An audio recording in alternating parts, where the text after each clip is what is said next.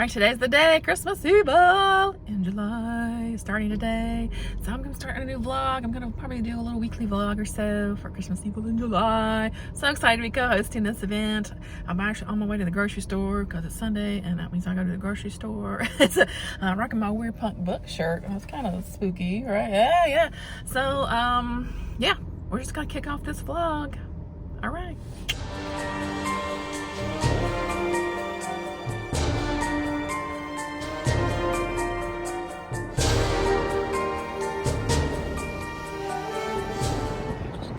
Switched around my grocery store, so oh my god, I'm all discombobulated because where's all my stuff?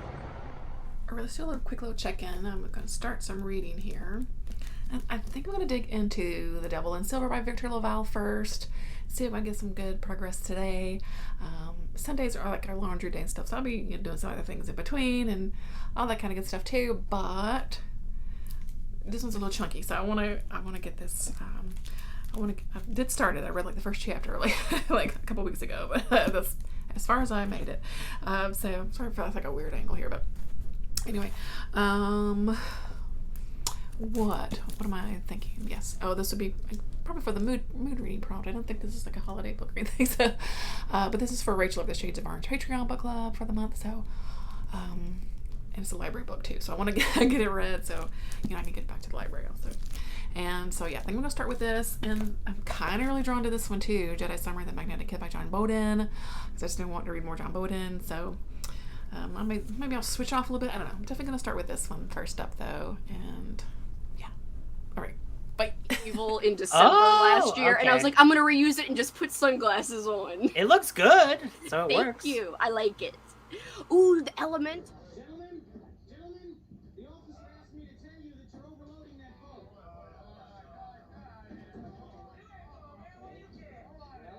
Can you tell me if there's a good restaurant or hotel on the island? You walk straight ahead. They're all gonna die.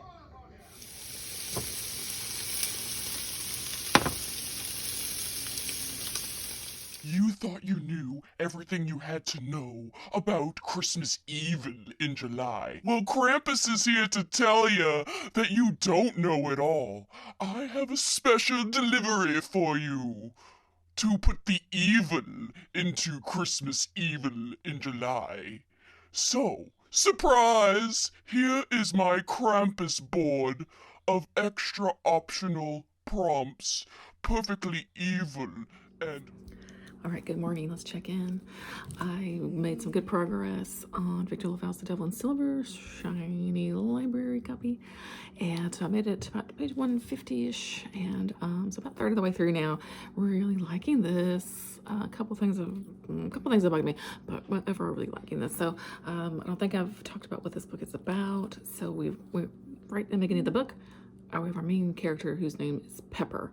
He's a bit of a hothead, and he has gotten himself into a situation. So he got into a fight and then got into a fight with some cops, and the cops dropped him off at the mental ward of the hospital, for his own good. So he's supposed to be there for 72 hours to like sort himself out, and so he's there, in this ward, and of course we meet a couple other characters that are patients there and all that good stuff, but something else is possibly lingering around this ward. Bum, bum, bum. So I'm really enjoying this. I'm just super interested. Like, I'm being pulled right into the story. I gotta know what's going on, you know what I mean? Because something ain't right here. So really enjoying that. I thought I'd show you my breakfast. I'm addicted to kimchi pancakes now, and I made them for dinner last night, and I was thinking it would be really good with like an egg on top, and then like the yolk rolled up with it. That's my breakfast this morning. I also started yesterday on audiobook. I started Holokind by Andy Davidson. Also really enjoying this, and I've been really wanting to read more Andy Davidson after, was that the beginning of this year? Was that this year that I read Boatman's Daughter by him? Oh God, I loved that book. I really loved it. So we're reading this for Brad Proctor's Spinebreakers book club. He said, anybody want to read this one? Yeah, I want to read that one. So I'm doing the audiobook on Scribd for this one. And already got some awesome vibes. We've got an old Southern house. We got some family secrets. Y'all know I love family secrets. I'm hoping we get some folk horror elements because that's what was really permeated Boatman's Daughter, which is real some good folk horror, witchy type vibes. But I don't know, we got a couple of timelines here going back and forward in time with this family. So their main woman was left in this house by her grandfather, and so she takes her son and to escape an abusive husband. And so they're going to Georgia to get this house, and they gotta clean it up because it's decrepit. But there's some other stuff going on, and oof, I think it's gonna be really good. Some good vibes so far. So I'm gonna listen to that today at work. Also, maybe finish it out. We'll see. And yeah. Also, we have been invaded by Krampus. Krampus has infiltrated Xmas Evil.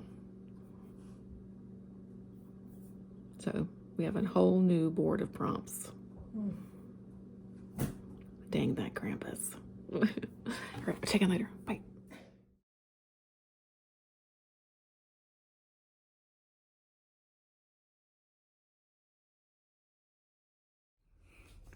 Quick update. I don't think I've ever updated from my boudoir, but I finished flipping The Hollow Kind by Andy Davidson. I loved this book. Oh my gosh, I really loved it. And I'm so glad I really loved it. I mentioned I had read The Boatman's Daughter by this author, I think earlier this year, and loved that one too. And yeah, 5 stars for this one. I just loved it. I think this author is just, one that clicks with me. You know what I mean? So it's really cool to find an author that you just kind of, you just really think you'll like. You're gonna like all of their work now, especially after I, having read 2, and I'm just like, oh, okay, I vibe with this, guys, So anyway, so I just want to talk about it a little bit. I don't want to say too much, but okay, because it's kind of an epic feeling story. But our main character is this woman named Nellie, and she is right in the beginning of the book. She has been given her grandfather's property somewhere in rural Georgia, and so she takes her son Max, and they go to live at this old house. It's a nice old house. I mean, it's been empty for a while, but lots of property, lots of like forested areas and all that kind of good stuff. And so she's fleeing an abusive husband, total douchebag. Oh my God, what an asshole.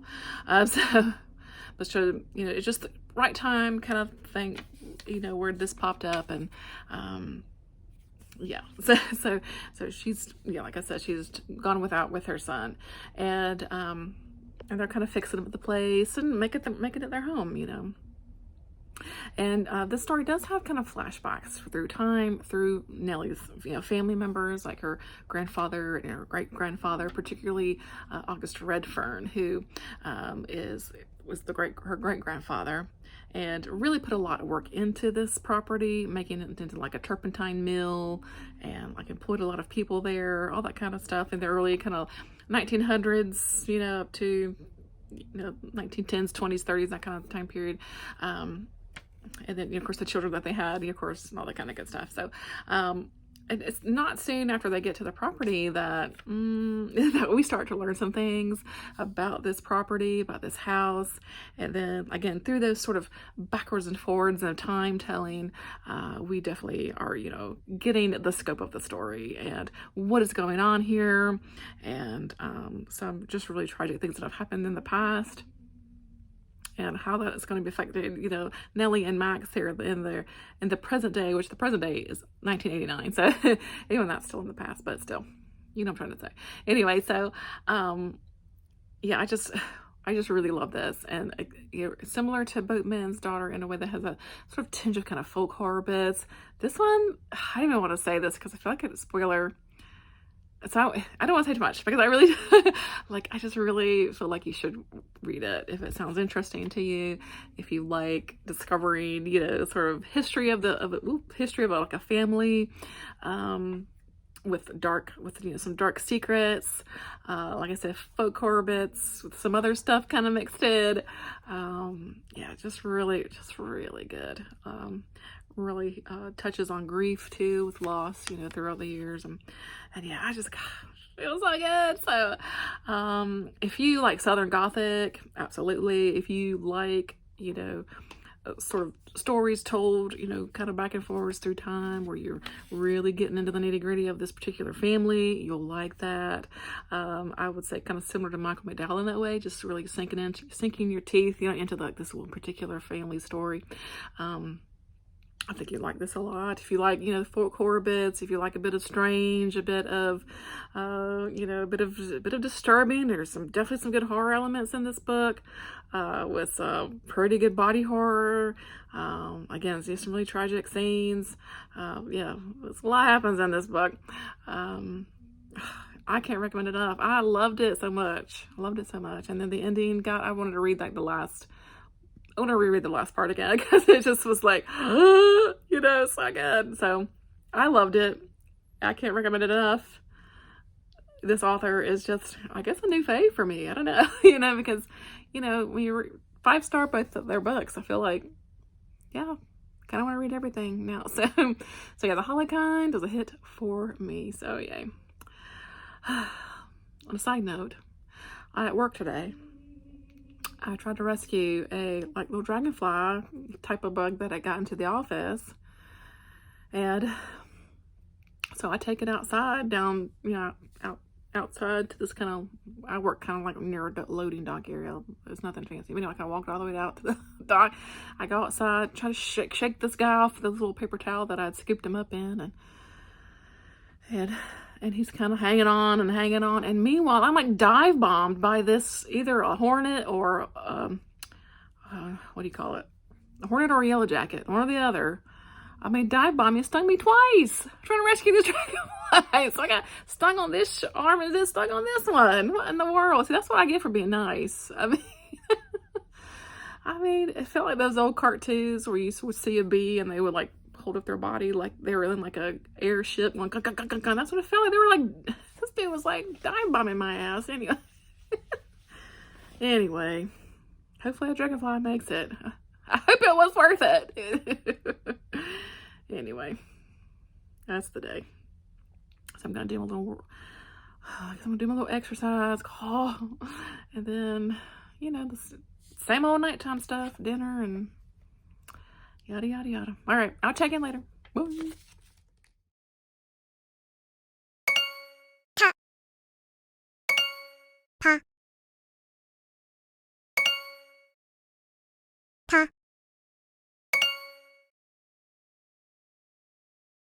카레.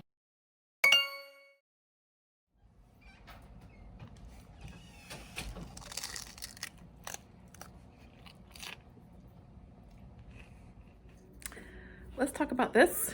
Yeah, because I finished this today at work on the audiobook. This is Stephen King's The Girl Who Loved Tom Gordon. And this was the Stephen King read-along book for the month. These are books that, I spin a little wheel of King and pick our books for us. And we chat about these over on Brad Proctor's Discord. I will link Brad's channel below. If you want to hop in on our Stephen King reads, we've been doing it for a couple of years now. Ish, I don't know. When did we start this? Feels like forever. But no, I'm kidding. And I liked this one. I was kind of hoping I would, because the premise of it, is one that was interesting to me. And yeah, I liked it. I really did like it, which feels really good, because the last few Kings I've read, have not been, hits for me. So I'm really glad to have one that I enjoy. So the gist of this story is we're following a young girl. She's 9 years old. Her name is Trisha. Her parents are somewhat recently divorced within the past year, and she and her older brother and her mom, they moved from Boston. She moves them up to Maine. Again, the parents are divorced. She is out on a hike on the Appalachian Trail with her mom and her brother. And her mom and her brother they fight all the time. Her brother's, a teenager, so he's got teenage vibes going on. And then then just dealing with the divorce and all that. I think he's having some issues with that, and he just like he and his mom just seem to be fighting a lot. And little Trisha's like, oh, it's just so over it and everything. And she stops to take a pee because that's what you do when you're in the woods, and proceeds to go a little too far off path and gets lost. And basically the story is her being lost over the span of several days, and what happens when she's out there in the woods, basically. And it was just really good. A lot of, just a story from Trisha's perspective as this 9-year-old girl, just trying to kind of survive out in the woods. And I think what I really liked about it was it really kind of showed, I think, how your mind makes things, how your mind not plays tricks on you, but how your mind often goes to like really negative places, especially when you're in like a really kind of real terrible situation, like being lost in the woods as a 9-year-old, and your mind just sometimes goes to those negative places and those dark places. Like she's like, I'm not going to die, I'm not going to make it out of here, and all this kind of stuff. And is there something else in the woods around her? Ooh, I mean, it was just, the tension was there for me. For me, like getting lost in the woods is kind of like a personal fear of mine. like I love hiking and camping and all that, I really do, but I'm also like totally scared of get lost in the forest and like never finding my way out, So that definitely pulled into like a personal fear of mine. So I was like, oh, I was really nervous for Trisha. And it's where the title comes from is she's a big Boston Red Sox fan, and her favorite player is Tom Gordon, who I think was made up for this book. But Tom Gordon kind of helps her along the way as she's in the woods. She has her Walkman and she tunes into some games and things like that. So she uses kind of her love of the sport, I think, to kind of help her through as well. So while this one. Look how short it is, first of all. So Stephen King is able to create a full story that's not, 999 pages. He can do this, and this was done, I think, really well. And why doesn't he do this more often? I don't know. But anyway, I didn't want to look at the date where this one came out. Let's see. 1999. There is one use of the R word in here. I just like to mention it because it's been there. What else? There was something else I was like, I don't know. I think it may be like a fat joke. Probably was a fat joke because King does fat jokes too. Fat people jokes, but anyway. What else was I gonna say? I just liked the story. I don't know, it was really good. So very happy. I wouldn't say it's straight up horror necessarily. This is, I wouldn't say one of his horror stories. It definitely is this character story. But I mean, there's definitely some, like I said, some really tense moments because she's in the woods and lost. I mean, it's definitely there. Yeah, I really enjoyed this a lot. I really liked it. So, yay. Feeling good about that. Yeah. What else? Tonight is Wednesday, so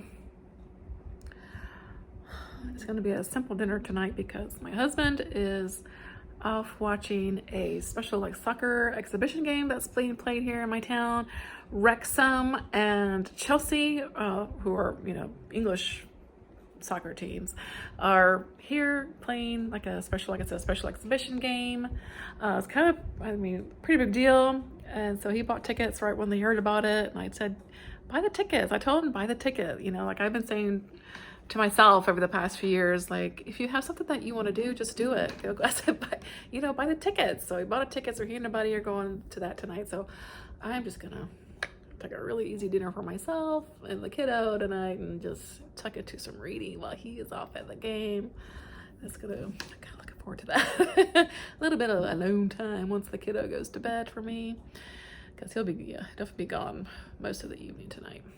Anyway, I'm kind of rambling now, but yeah, I'll check in when I got something to check in with. All right.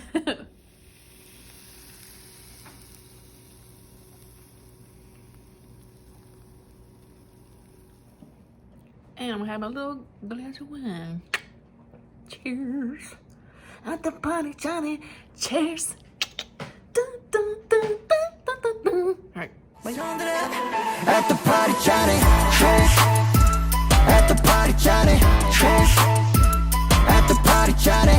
Cheers. Cheers. Cheers. Cheers. Cheers.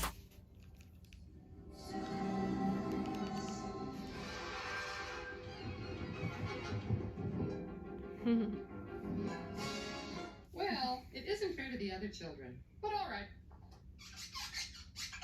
You're out the door. No, Dad. You promised if Bart and I got C averages, we could go to Camp Preston.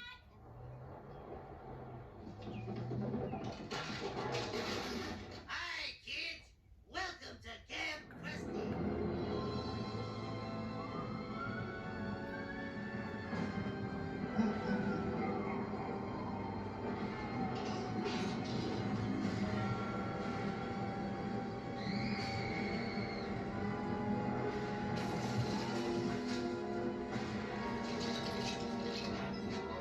I'm Krusty the Clown, and I'm going to kill you. Didn't even pull the string that time. I said I'm going to kill you. You, Homer Simpson. Oh, yeah? With what?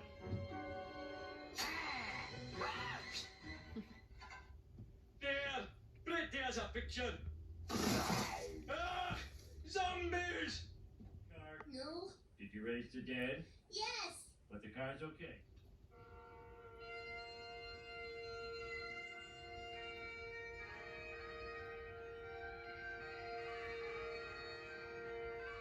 But it doesn't matter. It just doesn't matter. It just doesn't matter. I tell you, it just doesn't matter. It just doesn't matter. It just doesn't matter. It just doesn't matter. It just doesn't matter.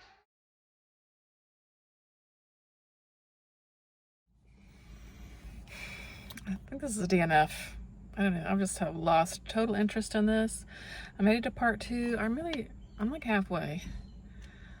I don't know. I've just, like I said, totally lost interest in this story. I don't know. It is just, the tone has really shifted. It's not really a lot of horror going on. I don't know. I've kind of lost my way with it, you know? So, as of now, I'm not planning on getting back to it, but we'll see. Probably not, though.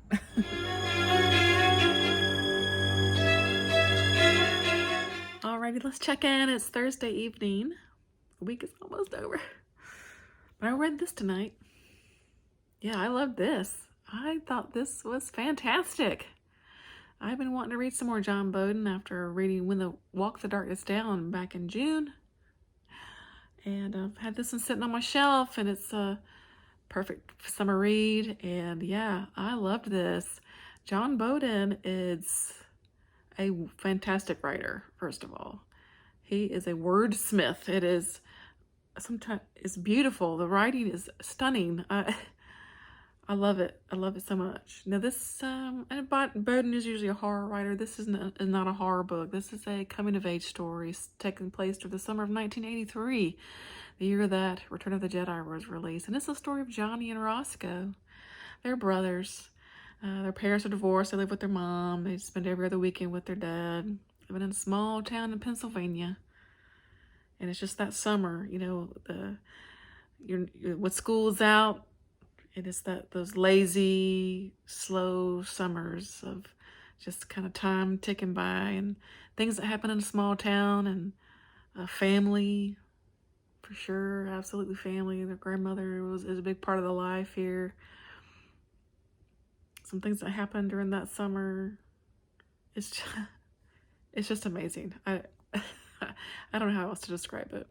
It is heartfelt. It is nostalgic. I think you get that nostalgia from, especially being an 80s kid, when you're just set free and loose and you can just do what you want to do. I don't know. It was beautiful. I loved this. I loved this so much. Let me read you some lines. Right here, right in the beginning of chapter 1. We are made up of what we've been through and what lies ahead. How we reacted, and will someday react. We carve each wrinkle and every bulge or bone. Some self-made Prometheus, beautifully hideous and horrifically gorgeous. Gods, actually. Sage and stony, often stupid. We are history and we are memories. Here are some of mine. I don't know if this is a fictional story of things that really happened with John Bowden and his family, but it sure feels like it. I would believe every single word if John Bowden said, this is what happened in that summer of 1983. I would believe every word. It's because it just, it feels really, it feels very realistic. Nothing is stable and all things are not guaranteed to be what we expect. As a kid, that is something you never think on, and oftentimes even well into adulthood. But it is a hard and painful lesson to learn when you do, one that usually leaves pale white marks on the skin and raw red welts on the soul. I gotta read me some more John Bowden after this. Looking back on things from adulthood is a sad and eye-opening thing, always. I find that too. I think especially the older that you get. When one is young, dreams are reality in the waiting. It just seems so easy to assume things will play out a certain way. Then you grow and life gets stern and the learning gets harder and leaves bruises. So they're just a few of the things I marked in this lovely book. If you just want to capture a summer of 1983 in a small town in Pennsylvania with these two brothers, can't recommend it enough. It was gorgeous. I love this book. All right. I'll check in later.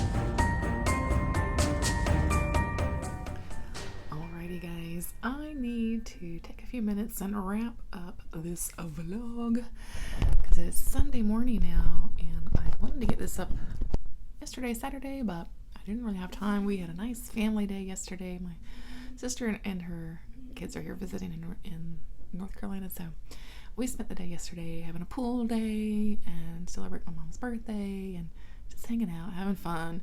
So yeah, I didn't actually read a single word yesterday, so, which is fine, of course. But I also meant I didn't quite get this little outro filmed yesterday as well. So I'm gonna wrap it up this morning and get it uploaded hopefully, and then of course dig into week 2 for Christmas Evil in July, and yeah, then pretty much like July's gonna be over. It's crazy town. Anyway, okay, we're not gonna think about that. So what did I finish off reading that I've talked about or haven't talked about? I don't even know. I did finish, start and finish, I don't think I even mentioned starting this at any time, Invisible Monsters by Chuck Palahniuk. This is the book club pick for Amy over at Amy Noel Reads' Dark Hearts Book Club, and this is one of my favorite books ever of all time, ever, and so I did a reread for it. I did the audiobook this time. I don't think I've ever actually listened to the audiobook for it. So I did the audiobook this time, and it was good. It's a different experience, you know, to reread a book. I don't know, I don't know, 5th, 6th, 7th time I read this book. I don't know. I read it many times over the years. I still love it. I still love it every single time I read it. To me, it's just total absurdity. It's just, I love it. Sometimes you just don't know why you love things. You just do. And I think that's for me in this book. You know what I mean? That's it.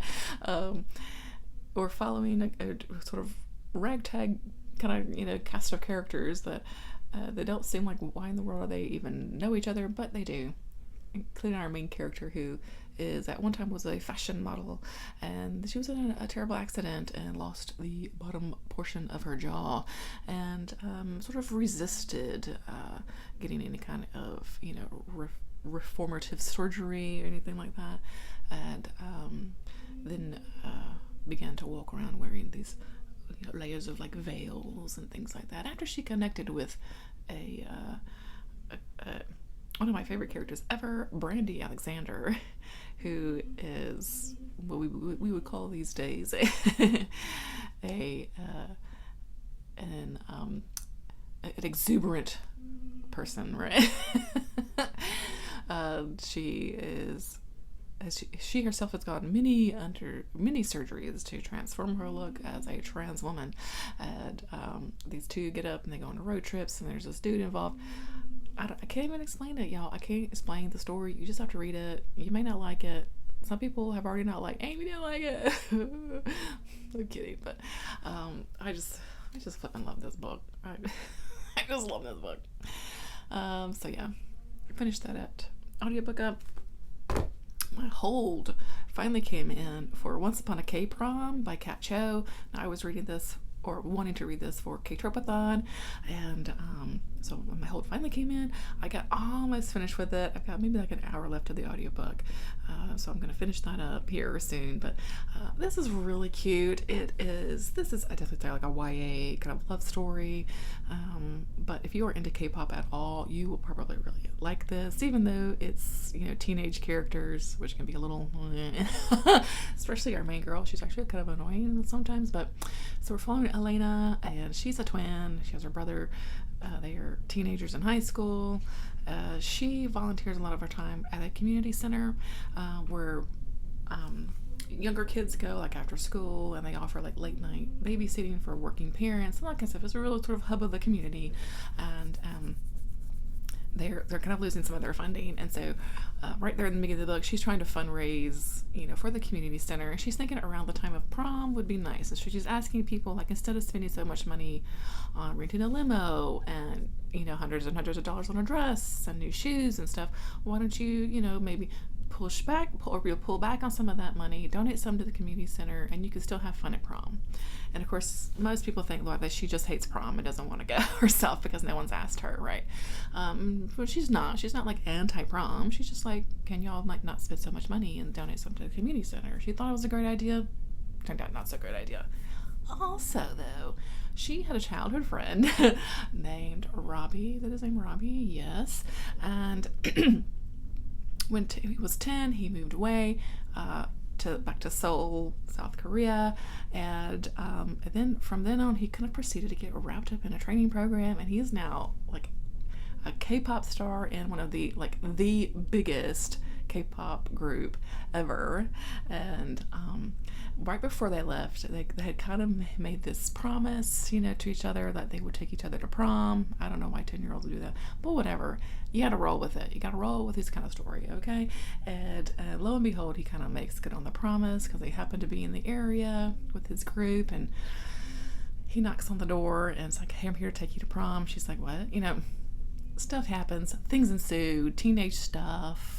You know, some miscommunication, but I don't know, it's really sweet and cute. You know, it's a teenage love story, so it's not steamy or saucy or anything, but it's just super cute. I think definitely if you were into K-pop, I think you could kind of just roll along with it and just kind of enjoy the fun of it, you know.